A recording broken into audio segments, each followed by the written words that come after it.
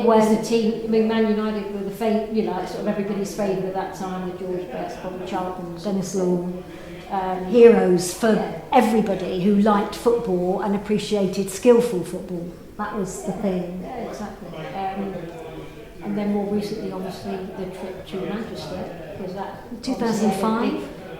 That was a big thing for the club when we were in those hard times, or we didn't know whether we were going to be in existence together, talking about what we've been able to talk about since. So that would be another one. Yeah. And we were high up at the back of the supporters, on the away end fans. You could hardly see the players on the pitch. It was a long, long way away. But there was this buzz going on around you and attention, and you kept looking at the scoreboard. That's the thing I remember. Look at that scoreboard. The time was ticking on, and you just thought, we can get a replay out of this, and that was a fabulous thing. I mean, it was because that was obviously the financial side as well, that we'd be making some money, at the time when the club were practically down the mountain. Yeah.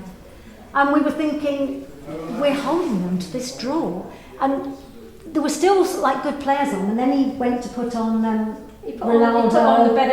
Put on a few of the first team players, because like they do these days, it's they play the youngsters now, don't they? And they think that's a good enough side maybe to get us through, but it doesn't always work out like that. I mean, when we saw the team sheet, we thought, who are some of those?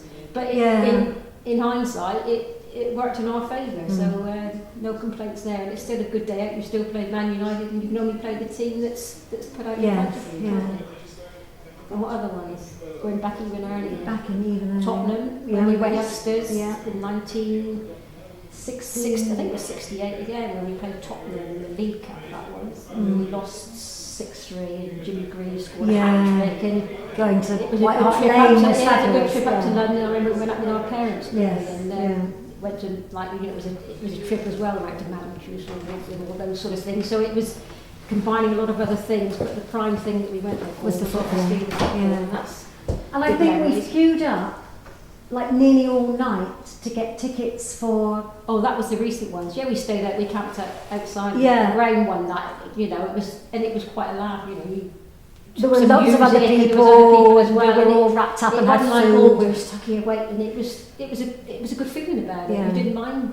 I mean, what was it for? Was it Newcastle? I think it was Newcastle. Yeah, something like that. But it was one of those big cup games, and obviously, I'm trying to think. It wasn't the Tottenham game, was it? No, I think it was Newcastle. I remember. But it was earlier on. Right in the front of the queue. We were down in the front of the old. We were still grandstand. We were schoolgirls then. It was quite a thing, just sort of being camped outside the ground all night, wasn't it? Yeah. Do you remember the day we got on the train to go to see, and we hadn't told our mum we were going on the train, and she thought we were out for the day. Yes, we were on the League Liner. That was to Peterborough, wasn't it? And we hadn't told our mum we were going. And she still to this day doesn't know that we went on this train. It had a disco and everything. That's right, in fact, the players travelled, but it was a thing that I think that quite a few other clubs did, but we jumped on that bandwagon, I think. We thought, that seems like a good idea. And it was great fun. There was, lots of people, and I don't know that we ever went dancing. I mean, the players were on that train as well, so it was just, like I said, we quite keen on the players at that time. Well, how you sort of was quite nice followed on a train. That was really good. So we've been sort of around since the early 60s.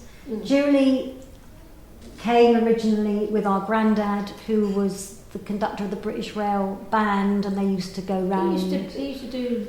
And obviously on the commercial side, they used to have fundraising things even back in those days. And I think they used to sell these bingo-y ticket type things and things like that, and I think he used to get a pass to go in, and I was quite tiny then, and I remember he used to carry me through. So I might have done the clever a few pounds in the pass. Well, I was quite tiny, but I mean, I must admit, he used to lift me over the turnstiles, but that's the way I got in. But I mean, so maybe you were 5 or 6. No, I wasn't that young. But I remember coming for years and years and years, and once I came up here, it was the regular thing. Came up reserve games, used to come up from their bother and pack of crisps and go from end to end, and you know, it's just wonderful memories. I mean, we do love the club, don't we? And although we've seen changes, sort of physical changes with the grandstands and things like that, when we went round the inside, you see the changing rooms and things like that, they haven't changed hardly at all from when we saw them in the 60s. Because Ian Tarr, we did some writing for school. Well, you did a project. Yeah, I did a little project, and I remember it was what a bird's eye called. Bird's eye view, view little of pun, football. you know, a bird's eye view, because we were looking down from this building, which was my school, grammar school, and look out there and see the players training. And so I got together with a friend and we wrote this article for the school magazine, a bird's eye view of football. And we made friends with Ian Tarr, who was the secretary at that time, and he showed us round. And as I say, there's hardly anything changed over with the dressing room situation and showers and bath and everything else. So it's just been great experience. Great. It's a lovely thing. It's made us what we are, really, the football side of everything. I can't imagine a Saturday when these are at home, although having said that, I We did missed miss one. I was devastated to miss one, but no, it was this year though. No, last year. No, well, it was last year, but it was this season. Yeah, this this season. And we were going to Portugal playing Walking football. We now do walking and football. I was waiting for the fixture list to come out, and I thought, please, let us be away. But we were home to Grimsby. And we had to miss it because we'd signed up for walking football. And that's one. So we've played international football in the Algarve. We're runners up, got the t-shirt, which one day. Yeah. Well, I think Phil's got one in there. Have you seen Phil's Algarve t-shirt? I haven't. No. Yeah, he's asked to see if you can But see there's a, it. there's a And there's a trophy There's a trophy there to prove in the it. cabinet So that's the only home game you've missed in. last season. Yeah, I mean, I would say missed half a dozen home matches. I'm not saying away matches, home matches in over 50 years. It's incredible, isn't it? And I was hoping Yes, against all things that we would be drawn away, but as soon as the fixture list came out and I saw we were home and we'd already committed ourselves, and I thought, well, it's going to happen one Yes, day, and yeah. sure enough, it happened. But I mean, I must admit, I did enjoy the Oh, the yeah. trip to We had a great Portugal. time. It was a fabulous time, fabulous people. People rooted for us because we were the only team that had women playing. Brilliant. It was inclusive, fabulous. totally inclusive. And so when it got to, people were not in the knockout stages and everything, when it came to, cheering people on, it was our We were, Exeter we were team. the underdogs that Yeah. came up just a little bit short, but enjoyable nonetheless. And we did represent Exeter City, to be fair. So I mean, although I wasn't watching them, I was, sort of flying the flag for Exeter City at that time. I know mine. Juniors always had Colin favourites. Randall. Colin Randall, John Bitton maybe. Those two stand out for me. How so? Colin Randall, I liked anyway, but I thought he was a super player. The same with John Bitton. I mean, I don't think he was the most popular player, but and again, I'm going to go back and relate to me playing football. I've played football for a long time. I've always had that midfield sort of position in mind, and I think I always was attracted to the midfield players and the sort of style of play, and those both two midfielders that took my eye. They were always like you say, define your favourite players. I mean, obviously Alan Banks, Jimmy Giles, two main ones that stand out. Big figures still around the club now. I think sometimes which is great. How often does that happen? That they still stay affiliated? Yes. The ones that do come up and still watch, your Bob Wilson's, Len Bond, another one, John Dell, James the Intelligent. I'm the sporty one who spent more time playing games than actually the academic side. Did it have an effect having a school next to a football ground? Because I see you wrote the article. Yeah, it was. Football was becoming very kind of popular. The big teams like the Man Uniteds and the Chelseas and Leeds United and all those players that were coming into the forefront of like the 60s. And I don't know whether it was just me. I think maybe my enthusiasm, the friends I met who didn't like football in the beginning all like football and still like football today that I met at Mavis at school.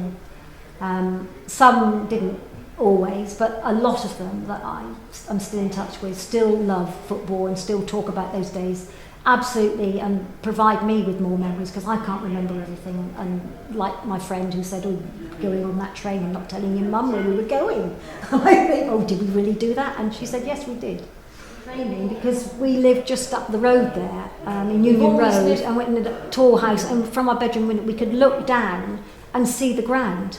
We've always been close to the football ground, so it's always been within a distance that, it was, it's difficult to describe, isn't it? I mean, we used to be in our sort of time scale of going round. I used to pass it on the way to school to catch the bus and things like that. There was always that, we passed the football ground, used to recognise the cars of the players and all sorts of things. And our dad knew lots of the players, because he only played football for a short time, but then he worked in Sybil Street, and lots of the players came, it was a traffic betting office, really. Dave Pipes. It was, Dave Pipe, Martin Pipes, who has racehorses. And the players obviously in those days liked a bit of gambling and used to pop down to the Handy Bar, which it was then, which was a little cafe bar thing at the end of top end of Sybil Street, and then obviously pop over into the betting shop. So it did get us sort of like a feeling about the players. I've got some memorabilia in there. Which David Pleat at the time. Dad used to be friends with David Pleat. I gave him the cover of the Man United European Cup LP. Did you see that one in there? And that's Julie's.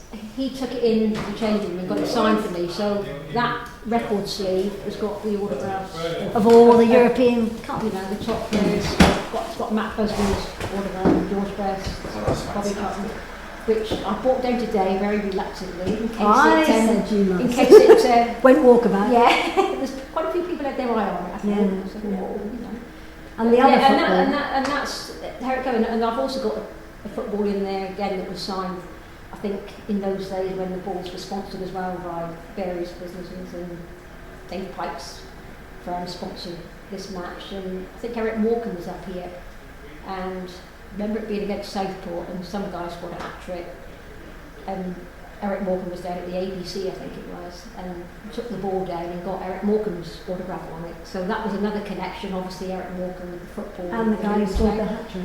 Yeah.